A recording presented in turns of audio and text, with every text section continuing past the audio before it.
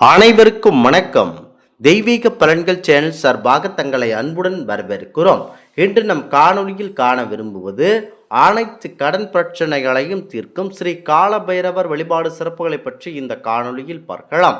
வாருங்கள் காணொளிக்கு செல்லலாம். மறக்காமல் ஒரு சப்ஸ்கிரைப் செய்யவும். காலங்களுக்கு அதிபதியாக திகழக்கூடியவர்தான் காலபைரவர் என்றும், கர்ம வினைகளை கணக்கீடு செய்யக்கூடிய சனீஸ்வர பகவானுக்கு குருவாக காலபைரவர் திகழ்கிறார் என்பது நம் அனைவருக்கும் தெரியும். காலபைரவரை நாம் வழிபாடு செய்யும் பொழுது நமக்கு எண்ணில் அடங்காத நல்ல பலன்கள் கண்டிப்பாக கிடைக்கும்.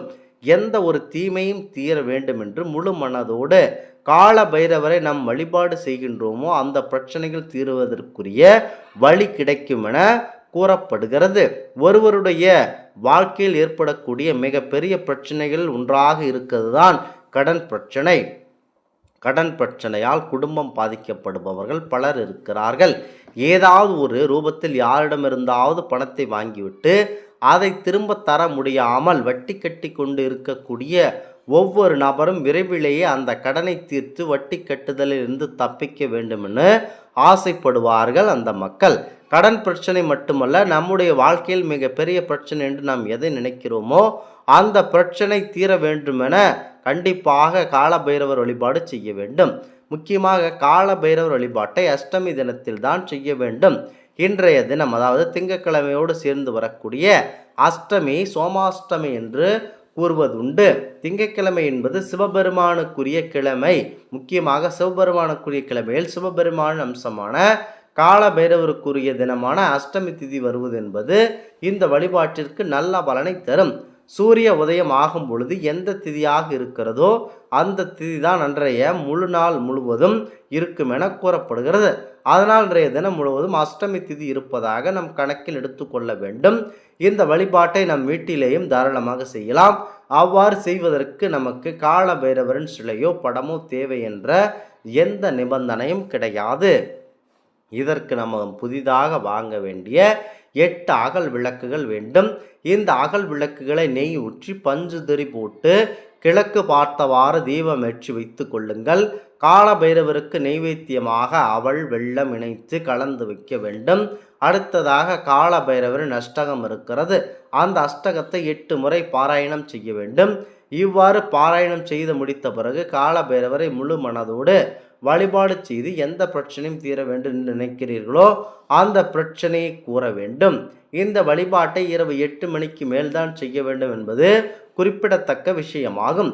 இந்த முறையில் தொடர்ச்சியாக 8 அஷ்டமிகள் நாம் ஒரே பிரச்சனையை தீர வேண்டும் என கூறி பைரவருக்கு 8 தீபங்கள் ஏற்றி வைத்து அவருடைய அஷ்டகத்தை படிப்பதன் மூலம் இந்த பிரச்சனை தீர்வதற்குரிய வழிபாட்டுவார் காலபைரவர்.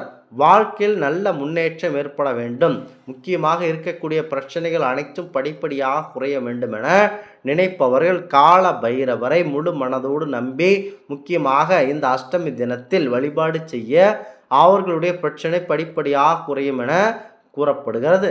முக்கியமாக எந்த ஒரு பிரச்சனையாக இருந்தாலும், முக்கியமாக கடன் பிரச்சனை நீங்கி வறுமை நீங்கி வளம் பெருக காலபைரவருக்கு விளக்கேற்றி வழிபட வேண்டும். அஷ்டமி நாளில் 11 தீபங்கள் ஏற்றி வழிபட்டு வர கடன் பிரச்சனை நீங்கும். உங்களுக்கு ஏற்படக்கூடிய கடன் பயம் அகலும். அதிலும் எதிரிகளுடைய தொல்லைகள் நீங்கி நல்லது நடக்கும். பைரவருக்கு வெள்ளம் மற்றும் வாசனை மலர்களால் அர்ச்சனம் செய்து வணங்கினால் கடன் பிரச்சனைகள் நீங்கும். முக்கியமாக மேஷம் முதல் மீனம் வரை 12 ராசிக்காரர்கள் காலபைரவரை முக்கியமாக விளக்கேற்றி வழிபட வேண்டும். கண்டிப்பாக கார்த்திகை மாதம் தேய்பிறை அஷ்டமி பைரவருக்கு ஜென்மாஷ்டமி ஆகும். இந்த தினத்தை அடிப்படையாக கொண்டு ஒவ்வொரு மாதம் தேய்பிறை அஷ்டமி என்று பைரவர் வழிபாடு நடத்தப்படுகிறது. முக்கியமாக சித்திரை பரணி நட்சத்திரமும் ஐப்பசி பரணி போன்ற மாதங்கள் வரக்கூடிய பரணி நட்சத்திரம் காலபைரவருக்கு விசேஷமான நாட்களாகும். ஏனெனில் பரணி நட்சத்திரத்தில் தான் பைரவர் அவதரித்தார்.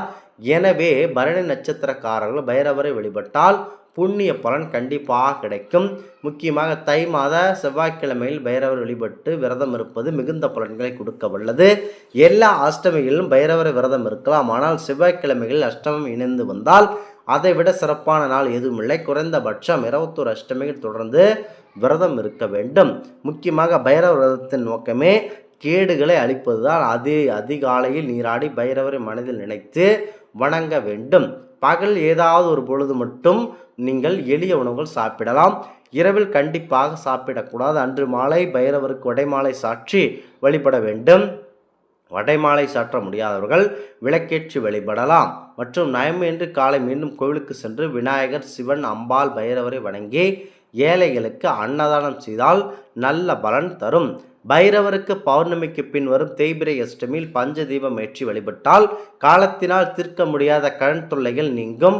இலுப்பை எண்ணெய், விளக்கெண்ணெய், தேங்காய் எண்ணெய், நல்லெண்ணெய், பசுனை, பஞ்ச தீபம் எண்ணெய் ஆகும்.